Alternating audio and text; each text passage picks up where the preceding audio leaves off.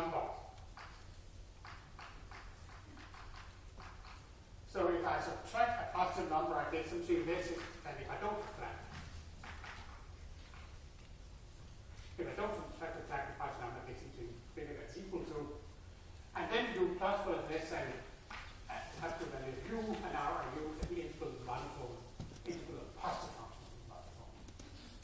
So to look, note how every time we reduce calculations to statements about positive functions, which is positive function. So this equality, and what about minus integral of u du?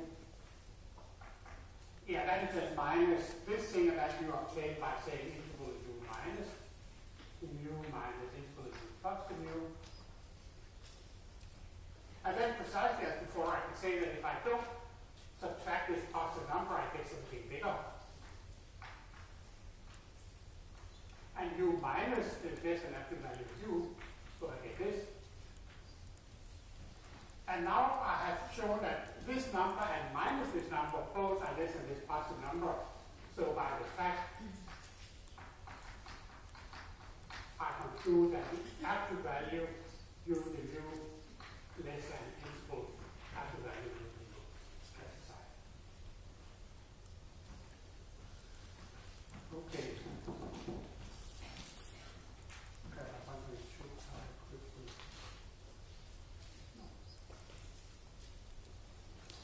So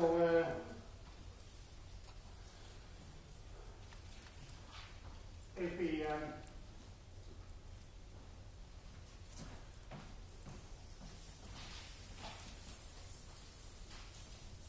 now look at what we have shown, at this point basically we have shown there's one big theorem for today, and we have shown it now. We have already proved it now. Modulo, a couple of small things I didn't prove, but that's fine. So we can relax a little bit now we have done the hard work. And then we can just philosophize a little bit over what we have shown. So I keep it here. And well, if you look at this statement and this statement here, that means to, what does that show about the space L1? Have you seen anything like this before? Except that it is those under, yes? Precisely.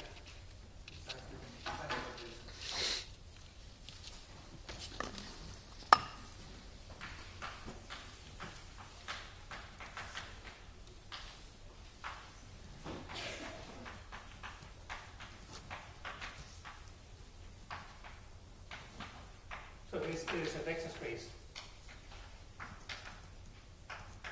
And sometimes you specify which field it is over, and it is over the real numbers. It could also be over the complex numbers, and you will be looking at LP spaces over the complex numbers in a week or two. I don't know exactly when. I think maybe at the end of next week. But now we look at the real case, so this is a vector space over the real numbers, and over the real numbers I mean that the numbers you can multiply with are real numbers. This is what we mean. Okay, so that's a very nice thing, and vector spaces are really, it's a very nice structure and very fundamental in mathematics, so this is why this space is an important space for us. The next thing we can then study is that the interval has a property that you can set this total and this total. So these two properties of the interval, how can we express them? Have you seen that before? Linearity. Precisely, yeah. It's precisely the same as linear.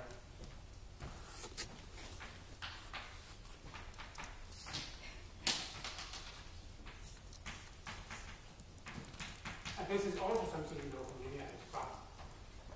So that means you can view the integral, let me just write it in this W, as a function from L1R u into the real numbers, and this is a linear function.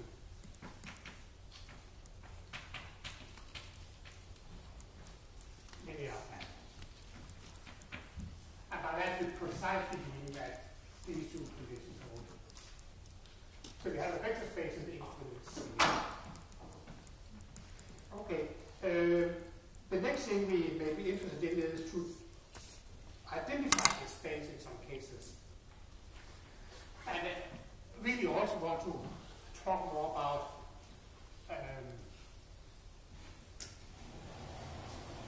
how to calculate integrals.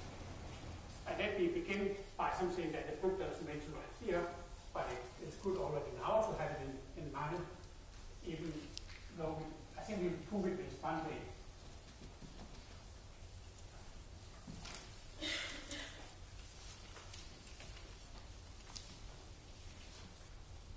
And let me formulate the way I put here. So fact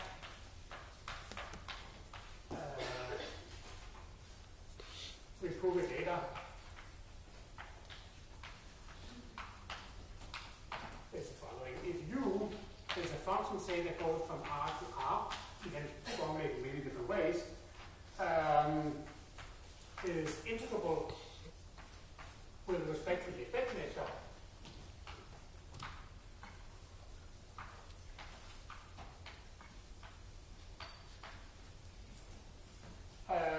and u is what you might call locally Riemann integrable.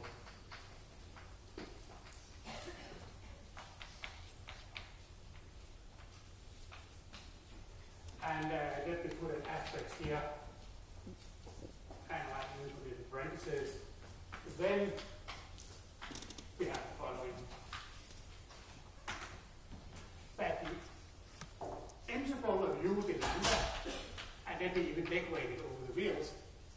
So now this is defined. We have defined it. We know exactly what it is. Of course, we have to go through a lot of stuff to obtain this number. This number is equal to the usual improper Riemann integral.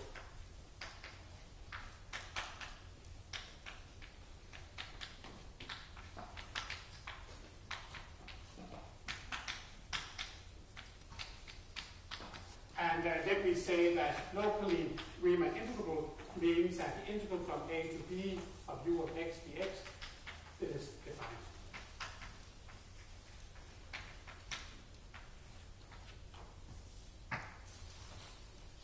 So in particular, say for continuous functions, they are measurable, so you have a continuous function which is also integrable, then it is locally Riemann integrable, and then we have this. So this is a statement we will prove, and I will also discuss that this condition here is almost automatically satisfied if we know this. And we can make it precisely satisfied if we do a little bit extra, which we will not do with this course, but we'll do it. But this is for next week. With this in mind, it remains an interesting problem to discuss. Which functions are belong to it.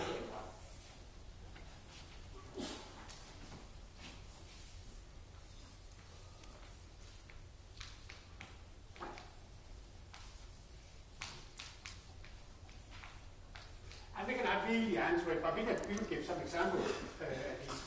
Consider u of x is 1 over 1 plus x squared. V of x is equal to 1 plus actual value of x. Say w of x is, say, e to the minus x squared. Z of x is e to the minus x. Then for each of them we can ask u, v, w, and z. So they belong to L1 of lambda. For each of them, you can ask this question.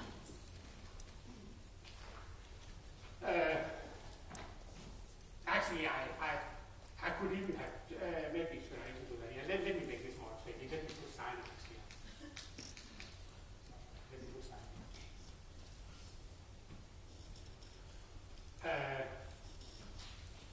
And then, if you want to check it, we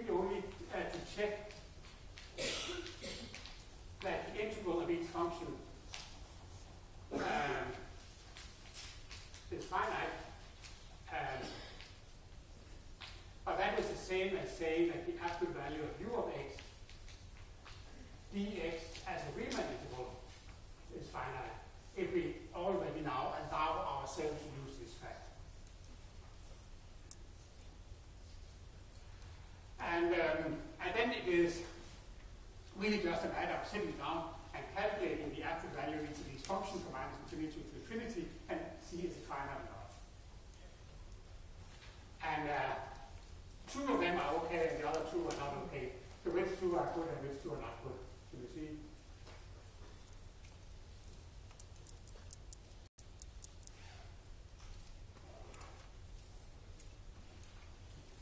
Which one have finite interval from minus infinity to infinity to take the absolute value? And this one is good, and this one is good, and this one is bad, and this one is bad. So this is bad, and this is good, and this is good. And I would not really, in assumption you will also see the exercises, but if you take the first one, if you look at integral of u of x dx as the value,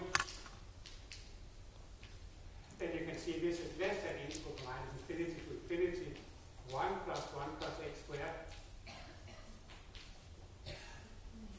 because this is less than 1, and it is well known that this is arctangent of x evaluated from minus infinity to infinity. This is a little bit sloppy, and this is equal to pi. This part here is a little bit quick and sloppy, but and this part. And you can similarly check the other things, and I will not go into details about it, but for example, if you look at z, and I will nonetheless just mention that.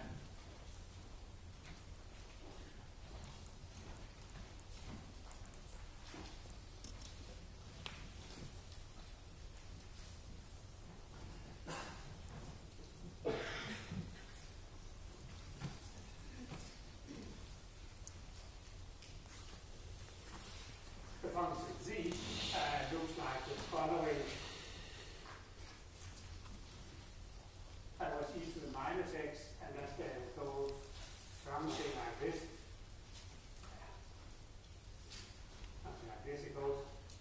And then if you look at the area, here it clearly is infinity. The function goes very fast to infinity, but it goes to minus infinity, so it's clear that this is equal here. And it's possible already. The other functions, this function here actually does go to 0, both in infinity and plus infinity, but not fast enough. So I'm sure this is infinity. So my point about this is that there are examples to come, that we have now developed a very big and abstract machinery.